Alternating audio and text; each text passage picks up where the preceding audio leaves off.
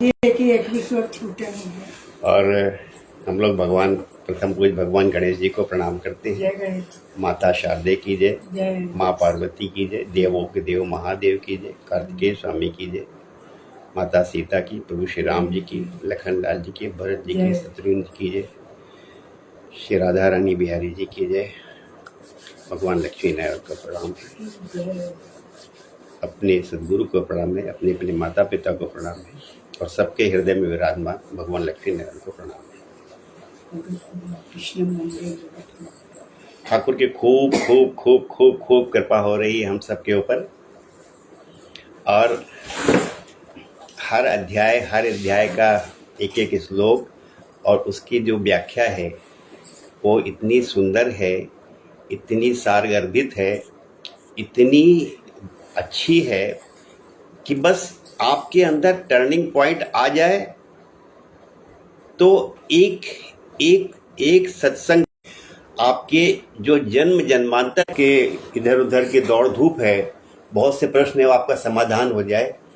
ये आपके ऊपर निर्भर करता है आप कितना सत्संग को समझते हैं।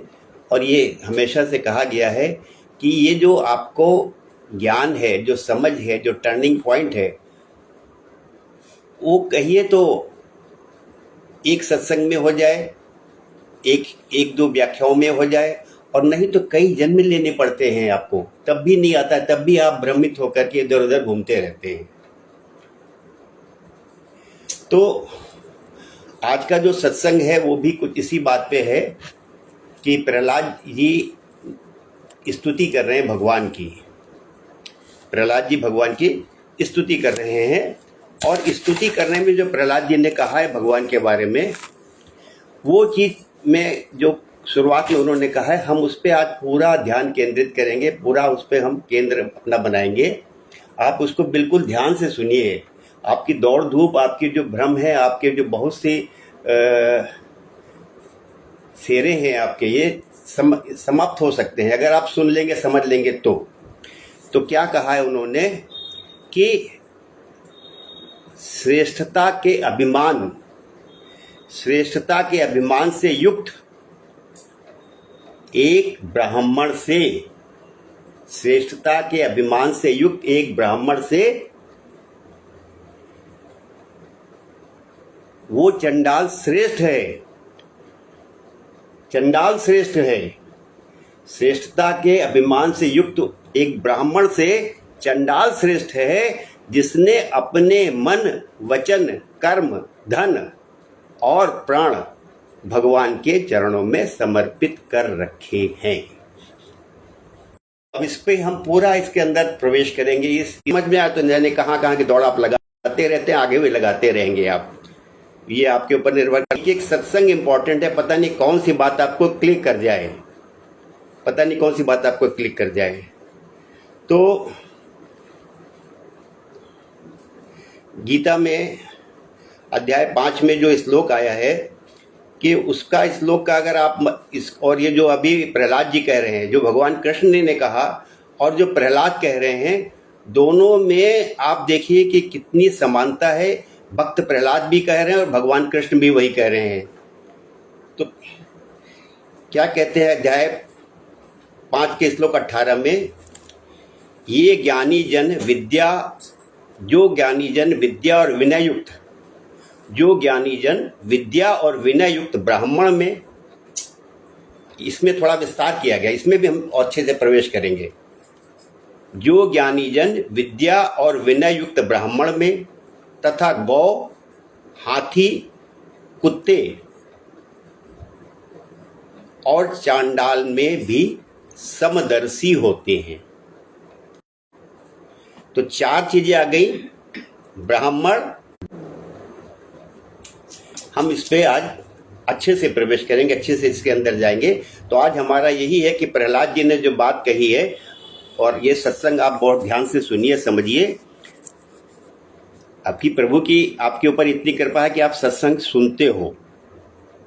इससे ऊपर कृपा प्रभु की जब होगी तब होगी कि ये सत्संग को आप दोबारा सुनो, तिबारा सुनो। आप पता नहीं कहाँ के सत्संग सुनते रहते हो, किस किस से चर्चा करते रहते हो कि जब कभी सत्संग और तभी शायद आपकी इतनी मान्यताएं हैं।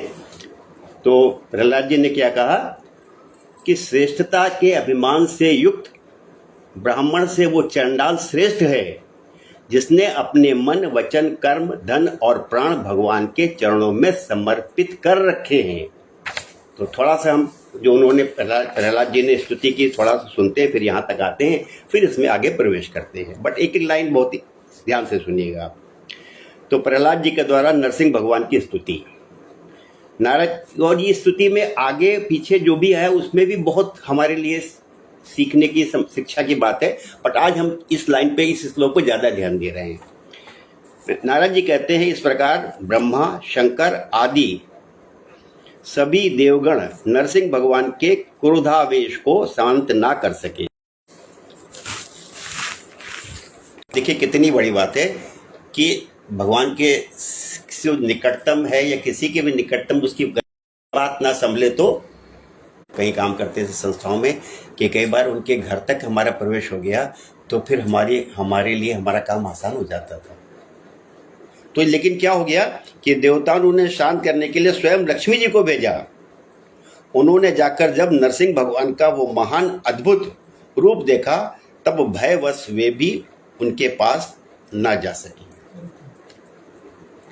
उन्होंने ऐसा अनूठा रूप ना कभी देखा और ना सुना ही था। तब ब्रह्मा जी ने अपने पास ही खड़े प्रहलाद जी को यह कहकर भेजा कि बेटा, तुम्हारे पिता पर ही तो भगवान कुपित हुए थे, अब तुम ही उनके पास जाकर उन्हें शांत करो।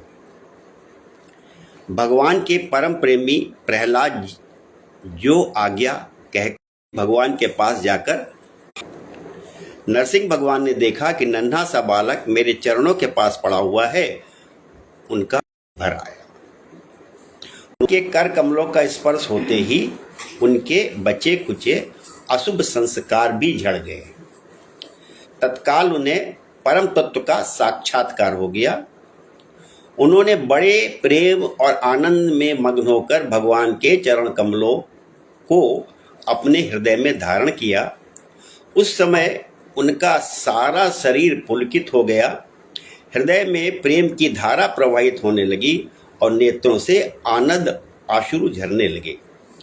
प्रहलाद जी भावपूर्ण और निर्निमेष नयनों से भगवान को देख रहे थे। भाव समाधि से स्वयं एकाग्र हुए मन के द्वारा उन्होंने भगवान के गुणों का चिंतन करते हुए प्रेम गदगद वाणी से स्तुति की। अब स्तुति यहाँ से शुरू होती है और स्तुति आगे बहुत लंबी है।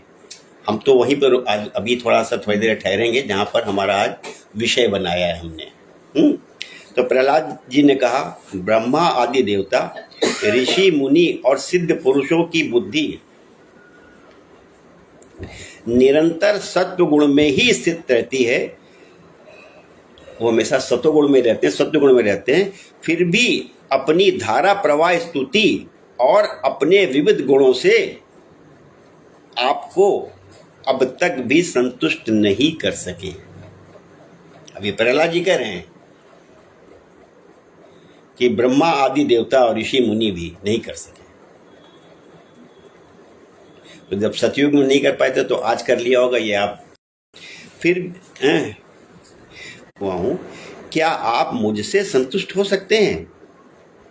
मैं समझता हूं कि धन, अब कितनी सुंदर बात कही है, आप सुनिए।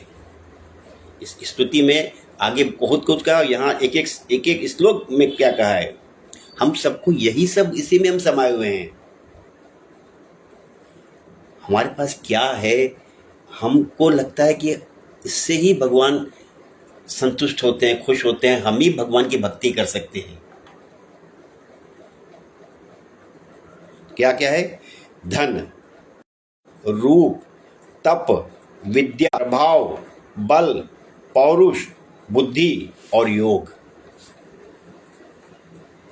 हम बहुत बड़े योगी हैं, हमारे पास धन बहुत है, हम बहुत बड़ा मंदिर बनवा रहे हैं, हमने बहुत सारी तीर्थ यात्राएं कर ली हैं, हम बहुत जगह दर्शन कराए हैं, हम बड़े उच्च कुलीन हैं,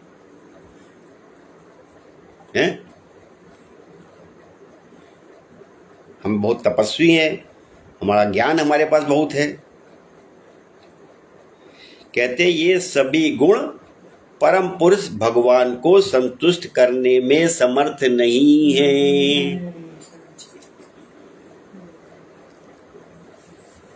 तो हम तो भाई खूब सारे चक्कर लगाते हैं, बड़े बड़े मंदिरों में जाते हैं, अगर हमारे में सामर्थ्य है, धन है तो हम बनवा भी देते हैं,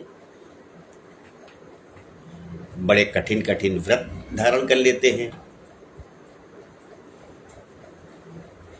हर तिथि को बड़े बड़े व्रत धारण कर लेते हैं और कठिनाई वाले कर लेते हैं, कुछ फलाहार करेंगे, कुछ निराहार करेंगे, कुछ जल पे करेंगे, कुछ लौंग पे करेंगे, कुछ वो भी नहीं लेंगे, तपस्या करते हैं हम लोग।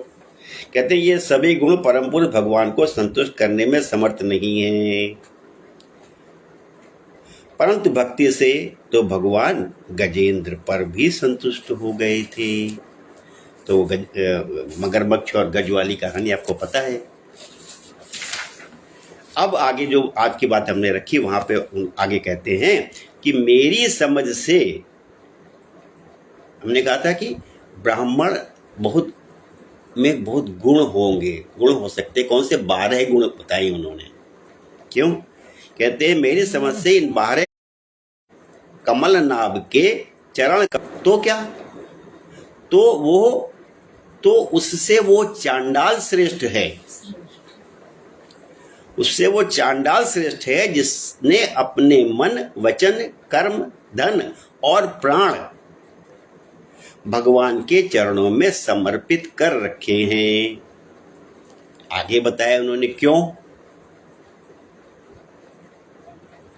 और ये सब एक ब्राह्मण में भी है और ये सब हम में भी है।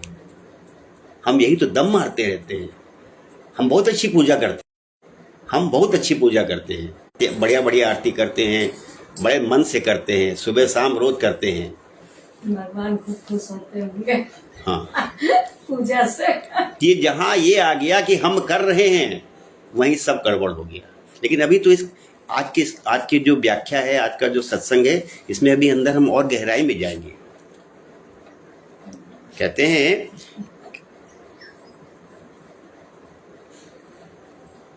कहते हैं क्योंकि वो चांडाल तो होता है, चांडाल स्वयं नहीं पवित्र हो रहा है।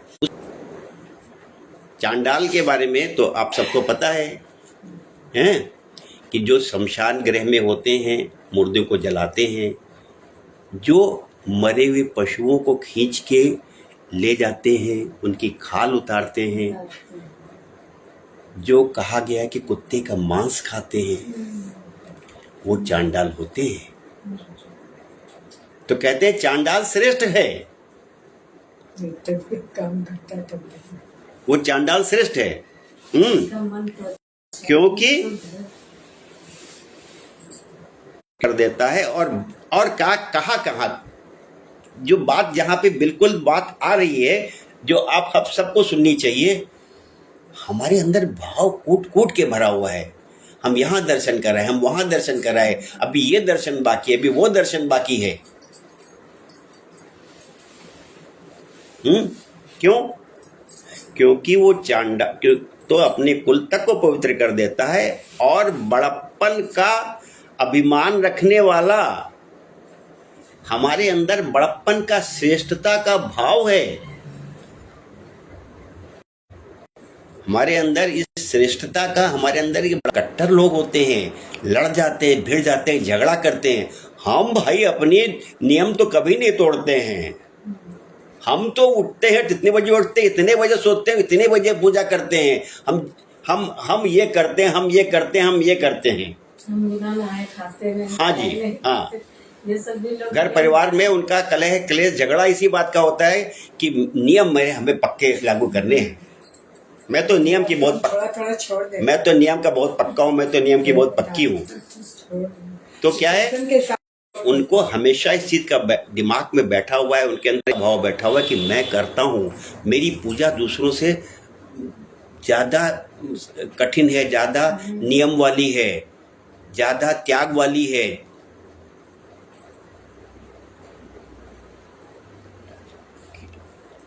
और बड़प्पन का क्योंकि वो चांडाल तो अपने कुल तक को पवित्र कर देता है और बड़प्पन का अभिमान रखने वाला ब्राह्मण अपने को भी पवित्र नहीं कर सकता।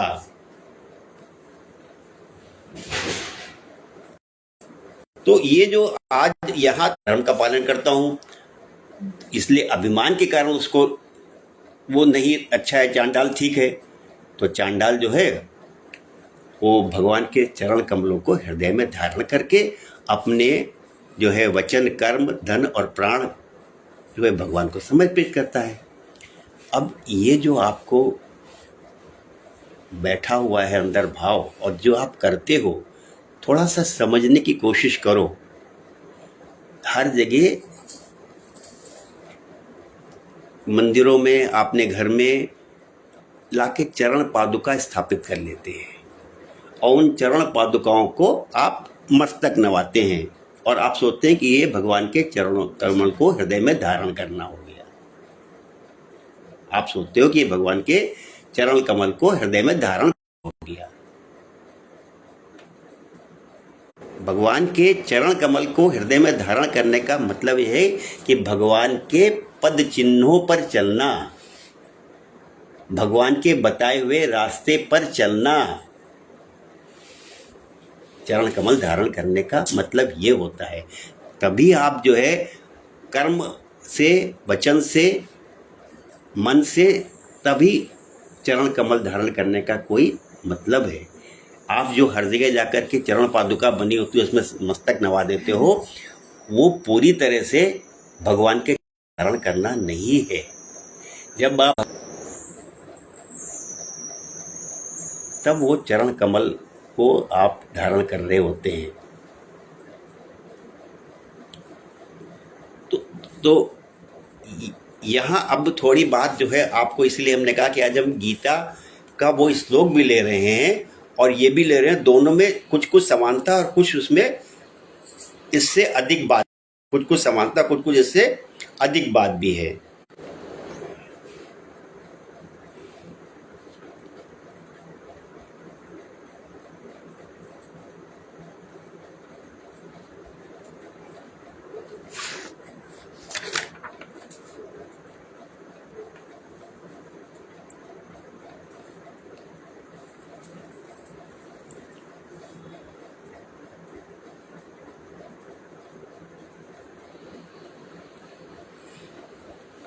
ये जो गीता का अध्याय 5 का श्लोक 18 है, उसमें बताया आपको 4 नाम आते हैं: ब्राह्मण, गौ, हाथी, कुत्ता और चांडाल। चांडाल कौन होता है ये आपको अभी हम लोगों ने समझा इसको, कि जो शमशान घाट पे होते हैं। राजा हरिश्चंद्र भी एक चांडाल का रूप ही के यहाँ ही नौकरी कर रहे थे। वो तो जो मरे हुए जानवर उतारना, शमशान मुर्दों को जलाना, मांस खाना, ये चांडाल है। आप एक बार को कह सकते हैं कि चलो चांडाल जो है अपना ये कर्म करता है, उसके बाद फिर जो है वो भगवान की पूजा पाठ करता होगा। आप तर्क कर सकते हो, आपकी बात मान ली जाए। कुत्ता कौन सी पूजा पाठ करता है?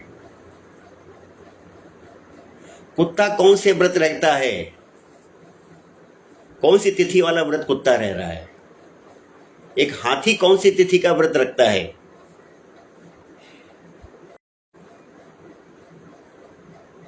इतने व्रत की निष्ठाएं आपकी हैं, हाथी कौन सी तिथि, कितनी कितनी अमावस्या और पूर्णिमा और एकादशी और द्वादशी त्रयोदशी का व्रत रखता है? कुत्ता कौन से व्रत रखता है? कुत्ता कौन से व्रत रखा है बताइए? जानवर कोई व्रत नहीं रखता है। भगवान जी ने ये गीता में बात क्यों कही फिर? ये भगवान जी ने गीता में ये बात क्यों कही बताइए ना। भगवान जी ने गीता में बात ये क्यों कही है?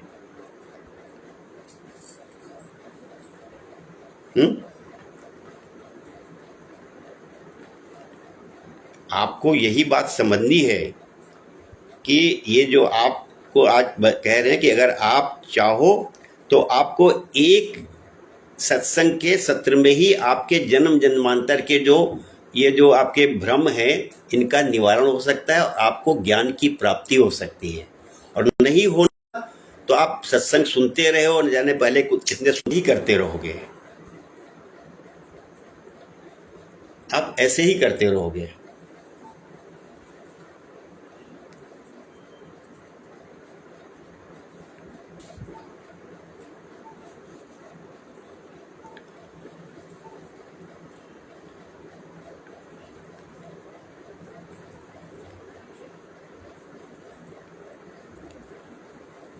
ये जो अध्याय 5 का श्लोक 18 है, इसको आप अच्छे से हर बात सोचिए, ध्यान कीजिए कि भगवान ने ये बात कही है, इसका मतलब क्या है।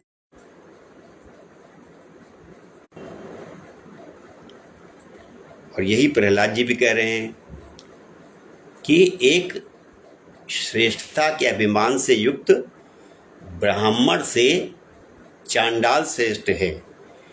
श्लोक क्या है? विद्या विनय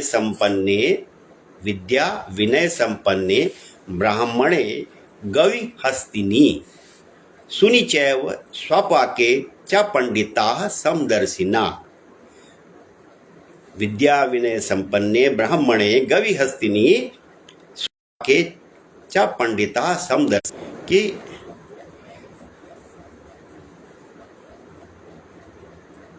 सच्चे विद्वान दिव्य ज्ञान की दृष्टि से ब्राह्मण गाय, हाथी, कुत्ता और कुत्ते का मांस खाने वाले, जिसको चांडाल कहते हैं, को समान दृष्टि से देखते हैं।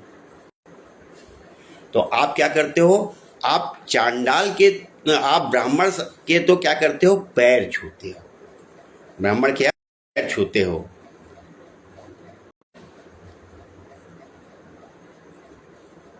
ब्राह्मण देवता के तो आप चरण छूते हैं और बहुत से लोगों को आप जो है अपवित्र मानते हो, अशुभ मानते हो, उनसे दूरी बनाते हो। उनको देखना, उनको अगर वो आपके स्थान पे आ जाएं, आपके बर्तन में कुछ आपको खा ले पी ले, तो आप सोचोगे अब इस बर्तन का उपयोग हम नहीं करेंगे। अगर वो कहीं आपके आसन में बैठ जाए तो पता नहीं आप उसको मार मार के क्या कर दोगे उसको आप। तो ये जो ब्राह्मण के आपको पैर छूना है, पैर छूइए। पैर छूना है, पैर छूइए। लेकिन है क्या कि आपको समझने का पॉइंट कहाँ है कि आप किसी पर तो अपना सब कुछ लुटाने को तैयार रहते हैं। वहाँ जाते हैं, उनकी जो पूजा कराते हैं, बड़ी से बड़ी पूजा का संकल्प लेते हैं कि ये पूजा तो 501 में होगी, ये पूजा 2500 में होगी, ये पूजा 10,000 में होगी, 11,000, ये 25,000 में होगी। और आप जितनी बड़ी पूजा कराते हो उतना ही अपने को धन्य मानते हो, उतने ही अपने को धन्य मानते हो। तो एक जगह तो आप अपना सब कुछ लुटने में धन्य मानते हो। आपको जो बात की जा रही, पैर छू रहे हो, पैर छुओ, जो करना हो करो आप। लेकिन आपको चांडाल के पैर छूने की जरूरत नहीं है, आपको कुत्ते के पैर छूने की जरूरत नहीं है। करना क्या है आपको? आप जो एक व्यक्ति को, कुछ व्यक्ति को तो आप उसके ऊपर लूटने को तैयार हो और बाकी पे आप इल्जाम लगाते हो कि वो आपको लूट रहे हैं। आप रिक्शे वाले को, आप फल वाले को, आप मैकेनिक को, आप मिस्त्री को, हर व्यक्ति को आप ये बोलते हो कि वो आपको लूट रहा है। आप फल वाला है, कोई मैकेनिक का काम कर रहा है, कोई मजदूर है, कोई लूटता है। आपके दिमाग में 24 घंटे यही चलता रहता है कि सब लूट रहे हैं हमको। उनसे आप मोल भाव करते हो, उनके मनी मन उनको कई बार पता नहीं क्या क्या बोलते हो कि सब लूट रहे हैं हमको। कितने रिक्शे वाले, कितने फल वालों की कोठी बन गई है, कितने फल वाले मोटी मोटी जंजीर पहन के घूम रहे हैं। जो आदमी 700-800 रुपए एक दिन का लेता है उसको पूरे महीने भर या पूरे साल भर 700-800 मिलते भी नहीं हैं। कभी वो बीमार पड़ गया, कभी उसको काम नहीं मिला, कभी बारिश हो गई, कभी सर्दी हो गई, कभी गर्मी हो गई। वो 700-800 हज़ार रुपए जो फल वाला कमा रहा है, ठेले वाला कमा रहा है, मजदूर कमा रहा है, तब आप कह रहे हो कि लूट रहे हैं। आजकल बहुत लूट है भाई। और वहां जाकर के आप 2,500 की पूजा, 25,000 की पूजा, 1,01,000 की पूजा करके हाँ आप सब पे इल्जाम लगाते हो कि सब लूट रहे हैं। आपको वो भाव चेंज करना है, आपको वो भाव चेंज करना है। और इस श्लोक में जो आपका अर्थ समझ पाओ कि इस अर्थ में इसमें हम और प्रवेश कर रहे हैं आगे। आप जिसको मानते हो कि ये चांडाल के बारे में, तो आपको बताया कि चांडाल के बारे में तो शायद आप कल्पना कर लो, शायद विचार बना लो कि आप चांडाल पूजा भी करता होगा। कुत्ता, हाथी कौन सा पूजा करता है? बात है, फिर क्यों चांडाल अच्छा है, फिर क्यों कुत्ता अच्छा है, फिर क्यों गाय, फिर क्यों गाय, कुत्ता और हाथी ये सब एक समान दृष्टि से क्यों देखेंगे? क्यों देखेंगे आप? क्यों देखेंगे बताइए ना मुझे आप चांडाल को और गाय को, कुत्ते को, हाथी को और ब्राह्मण को एक दृष्टि से क्यों देखेंगे आप? क्यों गीता में दिमाग में बैठा है वो पंडित है। क्यों समझाया गया बात?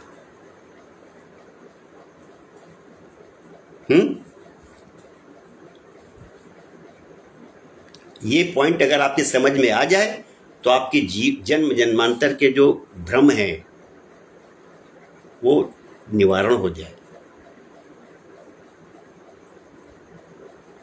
यही पॉइंट तो समझ में नहीं आ रहा। हाँ, तो यही पॉइंट समझने वाला है, यही पॉइंट समझ में आ रहा है कि ये पॉइंट आपसे चर्चा पहले कर चुके हैं, आज फिर चर्चा कर रहे हैं, फिर नए शब्द नए हैं, बात वही। क्यों चांडाल गाय बराबर है? क्यों कुत्ता हाथी और गाय बराबर है? जो भगवान की रजा में राजी रहता है, जो भगवान की रजा में राजी रहता है, जैसा भगवान ने बनाया है उसमें जो राजी रहता है वो भगवान को सबसे प्रिय है। कुत्ता कोई पूजा नहीं करता, गाय कोई पूजा नहीं करती, हाथी कोई पूजा, जो भगवान की रजा में राजी रहता है, चलाता है, जिसके पास अपना अहम नहीं होता है, जिसके अंदर श्रेष्ठता का भाव नहीं होता है, बड़प्पन का भाव नहीं होता है, बस भगवान को इसी चीज से पाने और ना पाने में वही अंतर आ जाता है।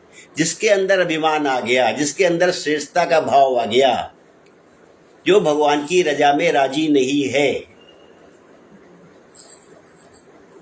वो भगवान को नहीं प्राप्त कर सकता।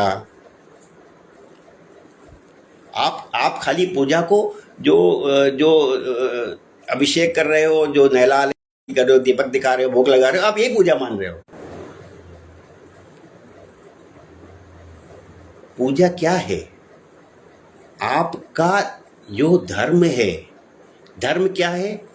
जो आपका देश काल के अनुसार जो आपका कर्तव्य है वही पूजा है।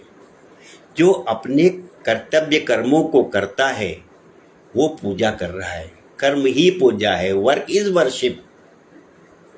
जो हमको भगवान ने जैसा बनाया है, जिस स्थिति में, जिस देश में, जिस काल में है, अगर हम वो कर रहे हैं तो पूजा कर रहे हैं।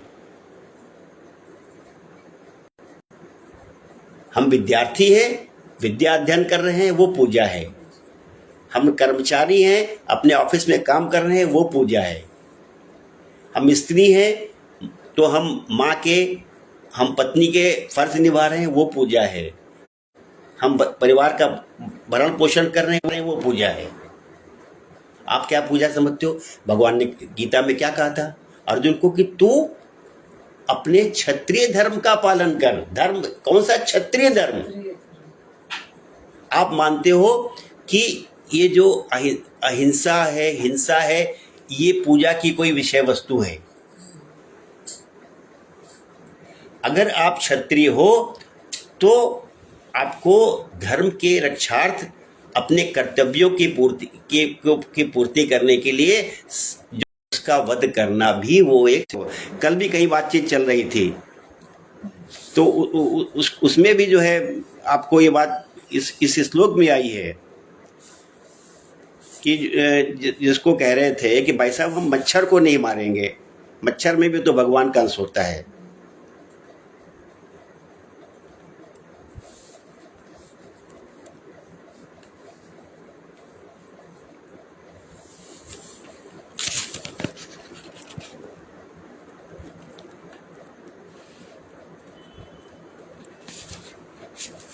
कहते हैं कि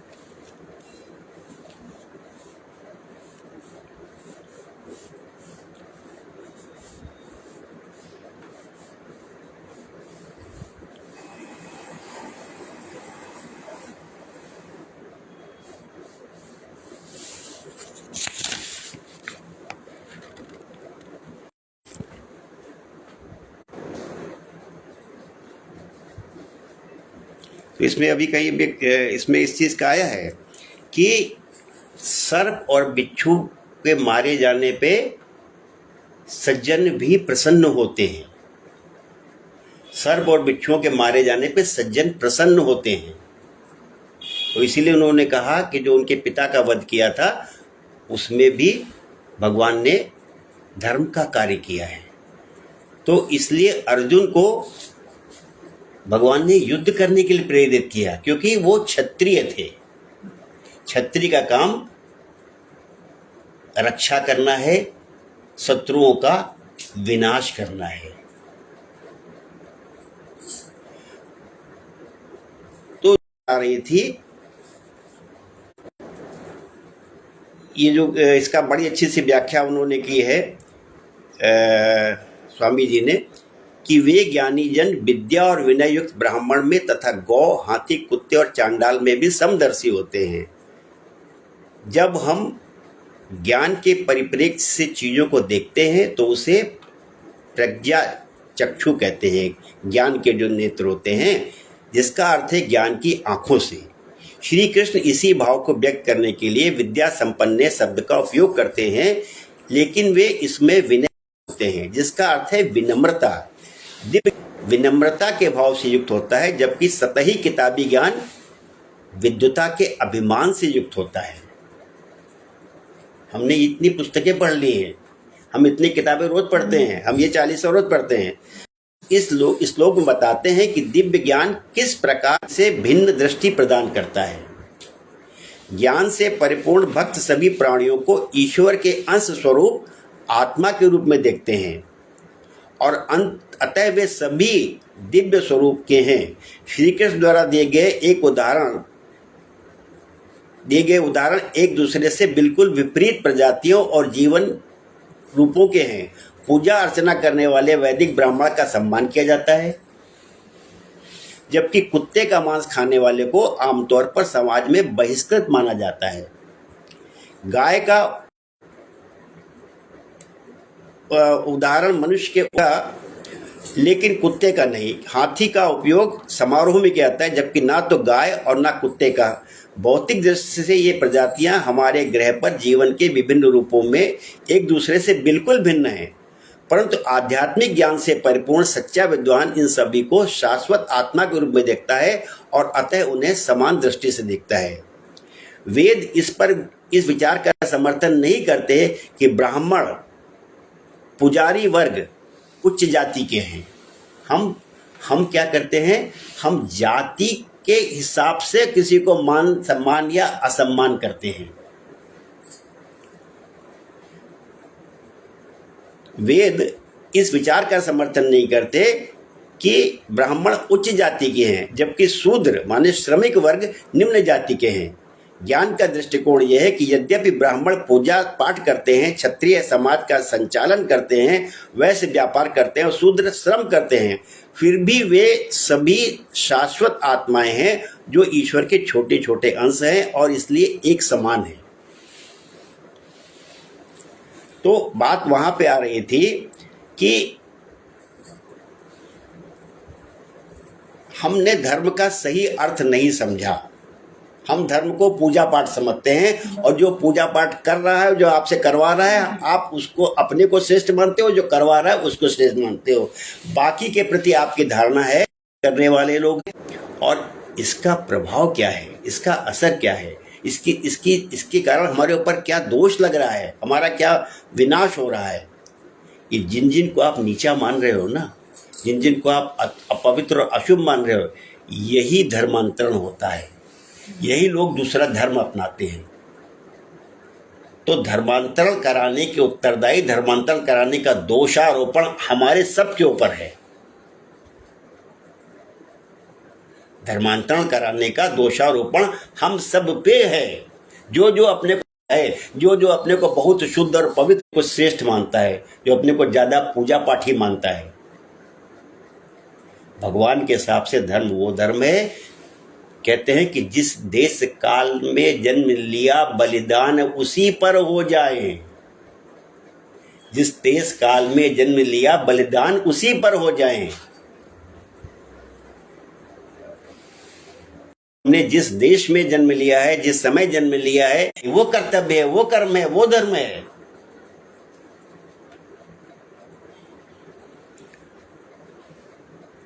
हमारे यहाँ मतलब ऐसे ऐसे लोग हैं कि क्या कर सकते हो आप उसको। अच्छा सा श्लोक है, लेकिन आपको बातें में समझ में आती नहीं ये बातें हैं। मैं ज्ञान की बातों में खोया और कर्महीन पढ़कर सोया। ये जो ज्ञानी लोग होते हैं ना, ये जो ब्रह्म की और जीव की और यहाँ की बातें करते हैं, वो अपने जीवन यापन के लिए कर्म नहीं कर रहे होते हैं। वो महाराज श्री बने हुए हैं और लोगों को उपदेश और भाषण दे रहे हैं। जो अपने जीवन यापन के लिए कर्म नहीं कर रहा है, पूरा वो था कि ये गर्व भरा मस्तक मेरा प्रभु चरण धूल तक झुकने दे। लेकिन इतने विनम्र हम हैं कहाँ, इतना हम स्वीकार करते कहाँ हैं कि हम ज्ञान की बातों में खोया और आँख खोली तो मन रोया।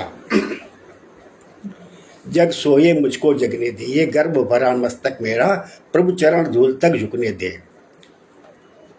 जितने ज्ञानी हैं ये अपने कर्म तो क्या है, कर्म की परिभाषा वही है कि कर्म आपका जो जिस अवस्था में आप हो, वर्णाश्रम निज निज धर्म।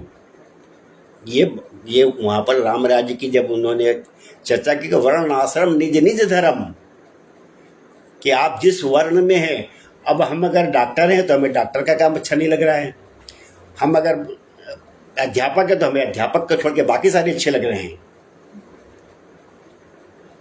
हम पुलिस हैं तो पुलिस वाले को छोड़ के बाकी सारे काम अच्छे लग रहे हैं, हम बैंक में काम करें तो हमें बैंक वाले छोड़ के सारे जिस लगे। और उस काम में भी क्या है कि उसमें भी उसकी सुंदरता तब है जबकि वो सेवा भाव से, माने निष्काम कर्म करो, अपने स्वार्थ के लिए, दूसरों के हित के लिए कर्म करो, परहित के लिए कर्म करो, वो धर्म है, वो कर्म है। हम लोग क्या करते हैं, ये पूजा पाठ को अपना कर्म मानते हैं। तो ये मैं ज्ञान की बातों में खोया और कर्महीन पढ़कर सोया, जब आंख खुली तो मन सोए मुझको जगने दे, ये गर्भ भरा मस्तक में। ये जो खूब ज्ञान की बातें करते हैं, जीव की, ब्रह्म की, आत्मा की, परमात्मा की, और कर्महीन है, ये बातें हम नहीं कह रहे हैं आपसे, ये जो बहुत उच्च कोटि के संत महात्मा हैं वो कह रहे हैं। ये श्री हरिओम शरण जी का भजन है। और ज्ञानी लोग क्या करते हैं, कहीं आना नहीं, कहीं जाना नहीं, खाली अपना व्याख्यान देना, जीव और ब्रह्म को समझा रहे हैं।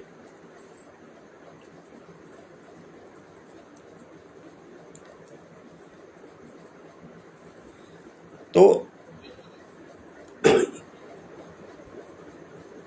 जो बात आई है कि एक ब्राह्मण से चांडाल श्रेष्ठ है, जो जिस जिस देश काल में, जिस समाज में, जिस परिवार में, जिस पेशे में जन्म दिया है, या जो पेशा हमने बाद में अपनाया है, उस पेशे को निस्वार्थ भाव से कर रहा है, वो भगवान, और बिना अहंकार के कर रहा है। हम जो काम भी कर रहे हैं, तथाकथित रूप से जो पूजा पाठ कर रहे हैं, अगर हमारे अंदर बड़प्पन का भाव है, श्रेष्ठता का भाव है, कट्टरता का भाव है, तो हमसे अच्छा वो व्यक्ति है जिसको कोई पूजा पाठ नहीं पता। कुत्ते को कोई पूजा पाठ नहीं पता है, हाथी को कोई पूजा पाठ नहीं पता है। भगवान कहते हैं, गीता में कृष्ण भगवान कहते हैं कि वो समान है, या प्रहलाद जी कहते हैं कि वो चांडाल श्रेष्ठ है। तो इसलिए जो है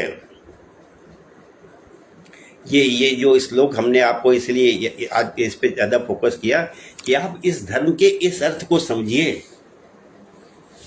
धर्म के इस अर्थ को समझिए कि अगर आपके अंदर श्रेष्ठता का भाव आ गया, आपके अंदर बड़प्पन का भाव आ गया, अगर आपके अंदर अभिमान आ गया, आपने अपना स्वकर्म नहीं किया, स्वधर्म नहीं निभाया, नियत कर्म नहीं किया, परमार्थ कर्म नहीं किया, सेवा भाव से नहीं किया, तो वो आपका अधर्म है।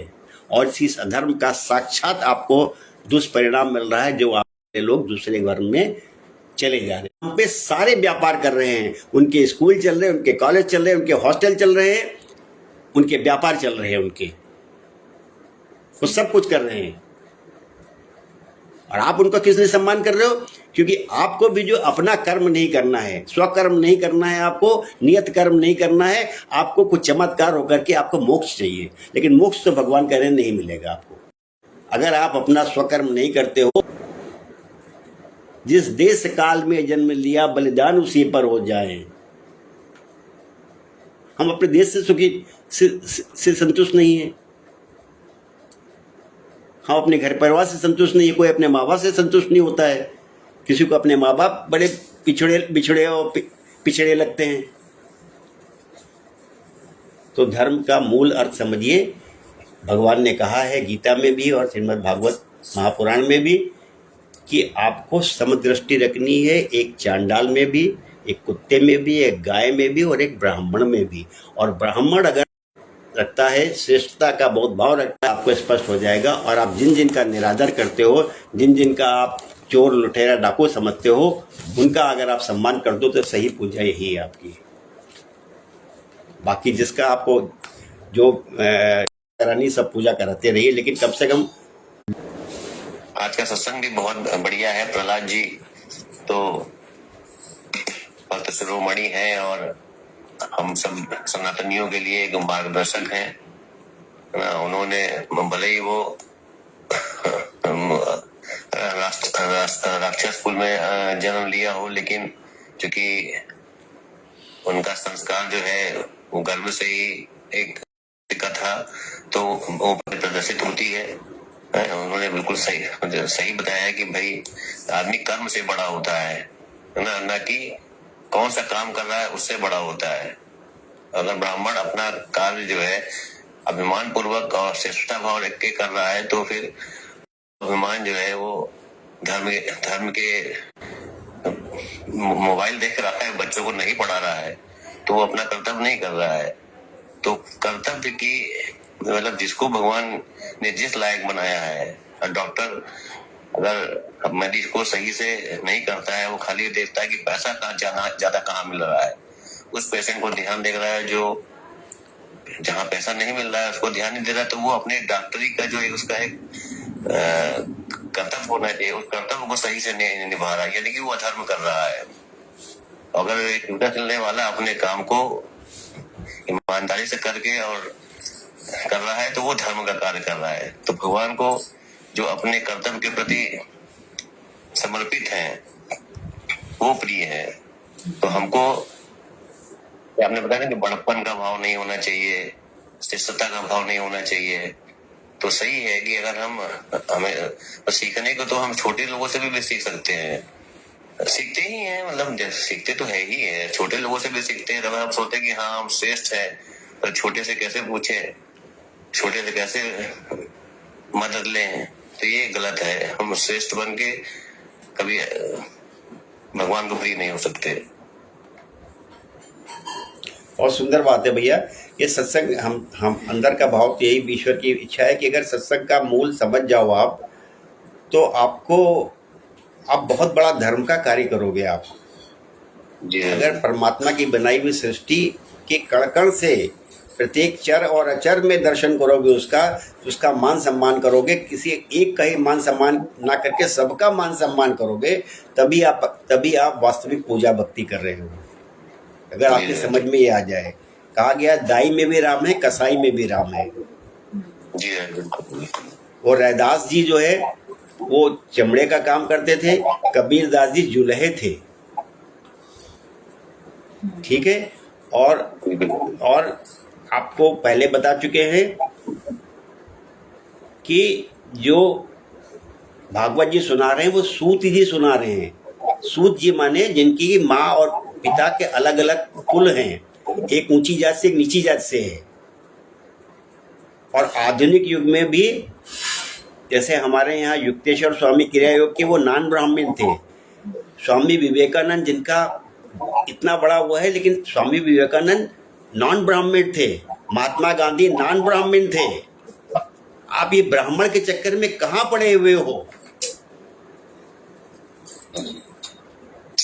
जो ब्रह्म का आचरण करे, ब्रह्म को समझे, वो ब्राह्मण है।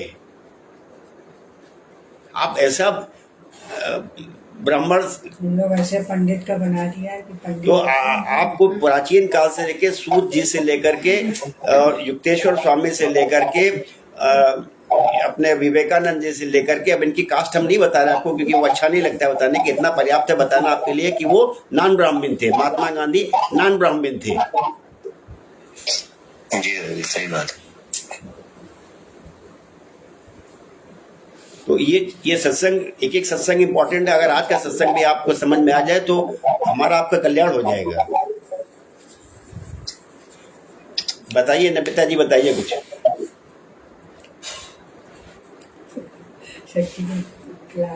हरिओम सभी को। हरिओम, जय श्री कृष्णा।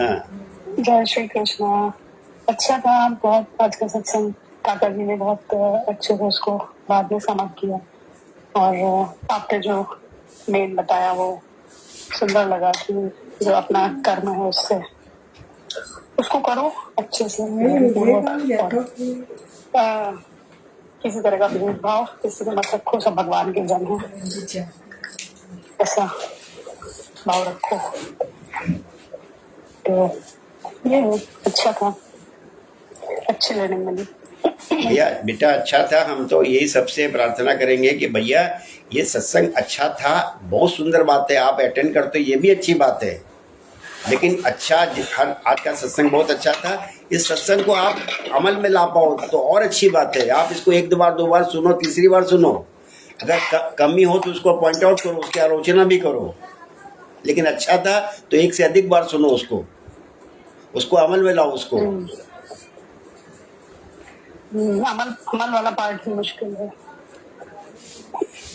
हमारे पास बहुत सी चीजों के लिए समय होता है, बहुत सी चीजों के लिए समय होता है, लेकिन अगर हम अच्छा मानते हो तो अच्छे के हिसाब से उसको फिर आप एक दो बार सुनिए, टुकड़ों में सुनिए उसको, उस पर अमल करने की कोशिश कीजिए। नहीं तो उसको चैलेंज कीजिए, नहीं तो उसकी क्रिटिसाइज कीजिए, उसकी आलोचना कीजिए आप। जब भगवान कह रहे हैं कि ये जितने भी हैं, चार तो उदाहरण लिया, बाकी तो सब समान ही है, लेकिन उन्होंने जो निकृष्टतम इनको आप मानते हो सामान्य रूप से कि एक चांडाल है, एक कुत्ता है, कुत्ता और ब्राह्मण एक ही भाव देखना है।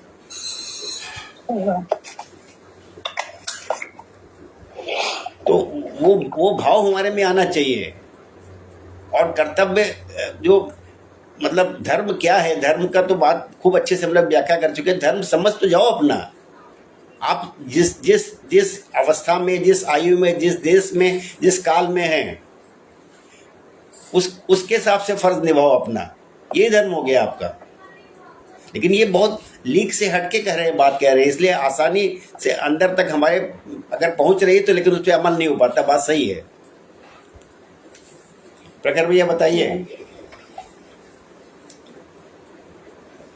सभी को राधे राधे। राधे राधे। और बहुत अच्छा था और बहुत सारे पॉइंट्स इसमें कवर हुए, और जो जो दो तीन जो चीजें जो मुझे अपने लिए समझ में आई कि आपको अपना कर्म करना है और अच्छे से जो भी कर्म है आपका अच्छे से करना है, और इस तरीके से करना है कि भाई आप जो है वो ऐसे काम करना है कि वो आप ईश्वर के लिए काम कर रहे हो, और उसमें अपनी इच्छाएं और अपनी लालसाएं उसमें नहीं लेकर के आनी है। और दूसरी बात ये थी कि आपको सब में समदर्शिता देखनी है, चाहे जो जिस रोल में भी हो, जैसे भी हो, जो भी कर्म कर रहा हो, जो कि यहाँ पे तो बहुत प्रिविलेंट है अपने जहाँ की शिक्षा है वहाँ पे नहीं है इतना आसान, लेकिन यहाँ पे तो बहुत प्रिविलेंट है। तो ये दो चीजें को समझ में आई आज इससे। बहुत सुंदर है, बहुत सुंदर है। ठाकुर की खूब कृपा है हम सबके ऊपर कि बस मूल शिक्षा को हम लोग ग्रहण कर रहे हैं, समझ रहे हैं। ये भी बहुत बड़ी बात है, बहुत बड़ी बात है। ये आपको समझ में तो आए कि धर्म क्या है, आपको समझ में तो आए कि पूजा क्या है, पाठ क्या है, किनका आप आदर कर रहे हो, किनका निरादर कर रहे हो, किनका जरूरत से ज्यादा आदर कर रहे हो, किनका जरूरत से ज्यादा निरादर कर रहे हो आप।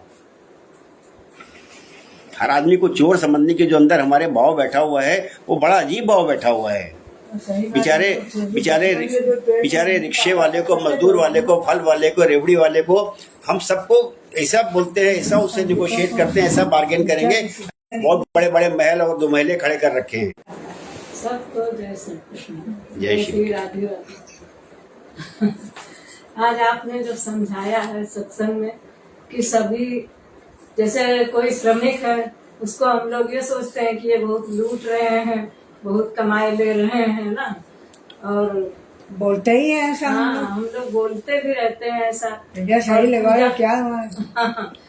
पूजा कर लिया तो हम लोग सोचते हैं हम बहुत श्रेष्ठ हैं, बड़े धर्मात्मा हैं, है ना, और अपने को बड़ा श्रेष्ठ समझते हैं, दूसरे को बड़ी हीनता की भावना से देखते हैं। ये सब आदतें हम सब में हैं, इसलिए इसको इग्नोर तो नहीं किया जा सकता है, लेकिन इसको सुन के लाइन सुधारने की कोशिश हम लोग कर रहे हैं, और बहुत अच्छा लगता है, सुनते भी हैं और कोशिश भी करते हैं। समझ में आता तो है कि आपका बताया हुआ असर तो पड़ ही रहा है, कुछ बहुत असर पड़ रहा है। जो कुछ सुन के बातें सब आ तो रही, दिमाग में बैठ तो नहीं, कुछ करने चलो तो लगता नहीं भाई ये गलत है, तो ऐसे नहीं करना चाहिए।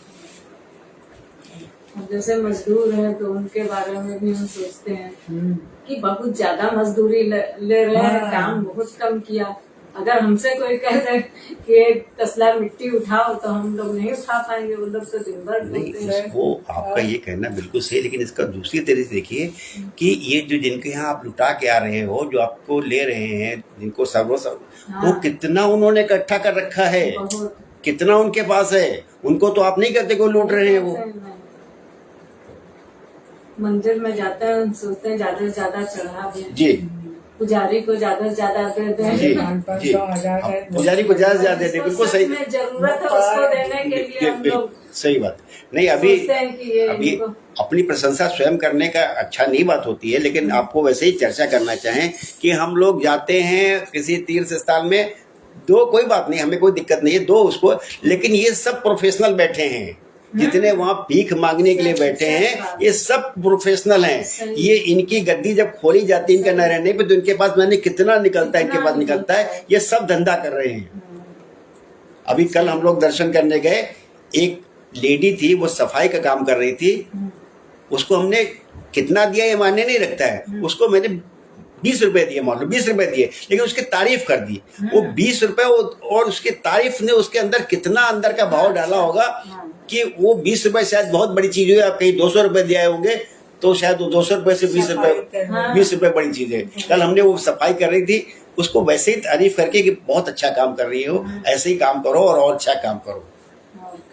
तो उस 20 रुपए का उसके मन में, उसके अंदर क्या भावना है, उसके अंदर पॉजिटिव आई होंगी।